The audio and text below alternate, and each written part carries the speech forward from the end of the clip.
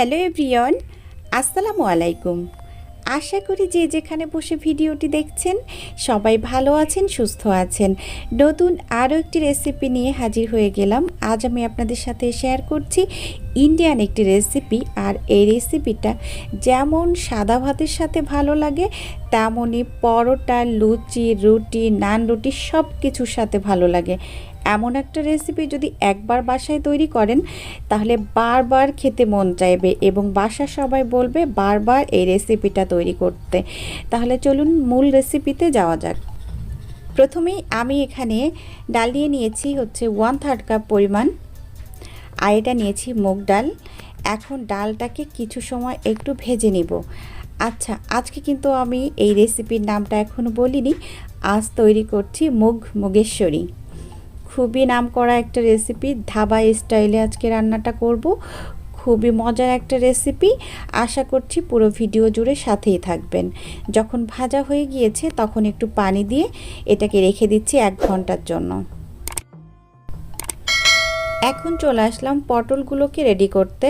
তো এখানে আমি 1/2 কেজি পরিমাণ ছোট সাইজের পটল নিয়েছি। আর পটলটা আমি 2 সাইড থেকে একটু কেটে নিয়েছি। এখন হচ্ছে একটা চাকু দিয়ে ভালো করে চেঁচে নিব এইভাবে।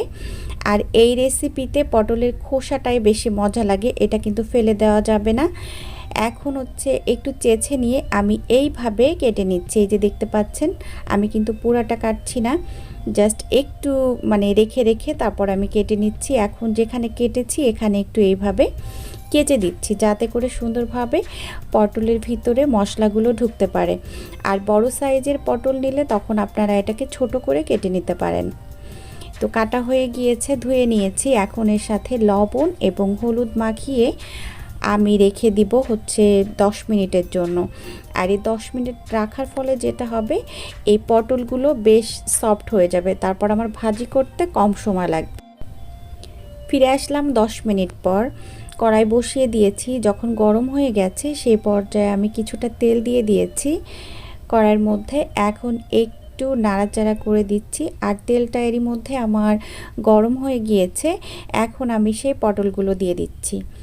আর চুলার আঁচটা মিডিয়ামে রেখে পটলগুলোকে উল্টে পাল্টে হচ্ছে চারিপাশে এপাশ ওপাশ সুন্দরভাবে ভেজে নিতে হবে। এই যে দেখতে পাচ্ছেন কেমন ভেজেছি, ভাজা হয়ে গিয়েছে। এখন তুলে নিচ্ছি।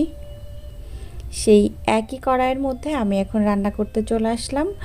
তো এর মধ্যে আমি এখন কিছুটা পরিমাণ সরিষার তেল দিয়ে দিচ্ছি। আর চুলার জালটা একটু বাড়িয়ে দিয়েছি তেলের গন্ধটা যাওয়ার জন্য। যখন ধোঁয়া উঠে গিয়েছে সেই পর্যায়ে একটা পেঁয়াজ কুচি দিয়ে দিয়েছি, আর একটা বড় সাইজের পেঁয়াজ নিয়েছি। এখন পেঁয়াজগুলোকে আমি কিছু সময় ভেজে নিলাম।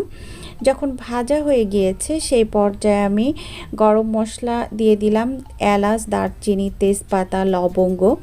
তারপরে যখন ভেজে নিয়েছি তখন দিয়েছি 1 চা চামচ আদা বাটা, 1 চা চামচ রসুন বাটা, 1 চা চামচ জিরা বাটা। এখন আমি কিছু সময় কষিয়ে নিচ্ছি।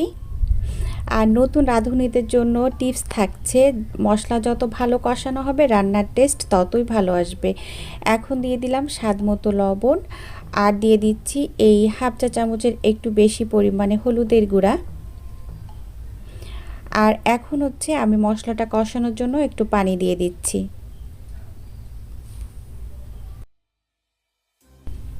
মশলাটা আমি কষিয়ে নিয়েছি, তারপরে দিয়ে দিলাম হচ্ছে 1/2 চা চামচ মরিচের গুঁড়া। আর এখন দিয়ে দিচ্ছি কাশ্মীরি চিলি পাউডার সামান্য পরিমাণ। তো এটা দিয়েছি হচ্ছে সুন্দর একটা কালার আসার জন্য। এখন হচ্ছে ভালো করে কষিয়ে নিব। আর মশলার মধ্যে যে পানিটা আছে পানিটা একদম শুকিয়ে নিব। তো দেখতে পাচ্ছেন তেল বের হয়ে এসেছে, হচ্ছে মশলাটা ভালোভাবে কষানো হয়ে গিয়েছে। তখন আমি সেই ডালগুলো দিয়ে দিলাম। আর এখন আমি এই ডালটাকে মশলার সাথে বেশ 4 থেকে 5 মিনিট ধরে কষিয়ে নিব। এই পর্যায়ে কিন্তু চুলার আঁচটা কমানো থাকবে। এখন দিয়ে দিলাম 1 টেবিল চামচ পরিমাণ হচ্ছে কাজু আর হচ্ছে কাঠবাদাম আমি একসাথে বেটে নিয়েছি, সেটা দিয়ে দিয়েছি। বাদাম দিয়ে কষানো হয়ে গিয়েছে, তেল উঠে এসেছে। সেই পর্যায়ে আমি এই ডালটাকে কষানোর জন্য একটু নারকেলের দুধ দিয়ে দিলাম। এখন আমি এই পানিটাকে শুকিয়ে নিব। যখন শুকিয়ে গেছে, দেখতে পাচ্ছেন সুন্দরভাবে তেল উঠে এসেছে, সেই পর্যায়ে আমি পটলগুলো দিয়ে দিচ্ছি। আর পটলগুলো দিয়ে এখন আমি আরও কিছু সময় একটু নাড়াচাড়া করে কষিয়ে নিব।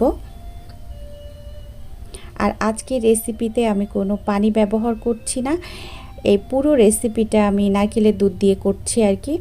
কষানো হয়ে গিয়েছে, এই পর্যায়ে আমি নারকেলের দুধ দিয়ে দিলাম। আর এই নারকেলের দুধটা ফ্রিজে রাখা ছিল, ওই জন্য এখনও কিন্তু বরফ আছে, সেজন্য কিন্তু একটু দলা দলা হয়ে আছে। তো এখন হচ্ছে আমি এই পর্যায়ে এতটুকু পানি দিয়েছি, এই রেসিপিতে আসলে বেশি ঝোল ভালো লাগে না। এখন দিয়ে দিলাম 1 চা চামচ চিনি, সরি আমি তো পানি দিয়েছি নারকেলের দুধ, যাই হোক। তো এখন হচ্ছে ঝোলটাকে একটু কমিয়ে নিচ্ছি। তো আমি ঢেকে দিয়েছিলাম, এরই মধ্যে ঝোলটা বেশ খানিকটা কমে গিয়েছে। তো রান্নার লাস্ট পর্যায়ে আমি চলে এসেছি। এই পর্যায়ে আমি এখন দিয়ে দিচ্ছি হচ্ছে ভাজা জিরার গুঁড়া আর ভাজা গরম মশলার গুঁড়া একসাথে গুঁড়া করে নিয়েছিলাম, সেখান থেকে দিয়ে দিলাম। আর এখন দিয়ে দিচ্ছি হচ্ছে 1 চা চামচ পরিমাণ ঘি। আর লাস্ট পর্যায়ে আপনাকে এই ঘিটুকু দিতেই হবে এই রেসিপির টেস্ট বাড়ানোর জন্য। তো এটা একটা রাজকীয় স্বাদের রেসিপি, খুবই মজার একটা রেসিপি, অবশ্যই একবার হলেও ট্রাই করবেন। আমি যেদিন রেসিপিটা করেছিলাম আমার বাসার সবাই খুবই প্রশংসা করেছে। তো অলমোস্ট হয়ে গিয়েছে। এতক্ষণ সাথে থাকার জন্য সবাইকে অসংখ্য অসংখ্য ধন্যবাদ। সবাই ভালো থাকবেন, আমার জন্য দোয়া করবেন।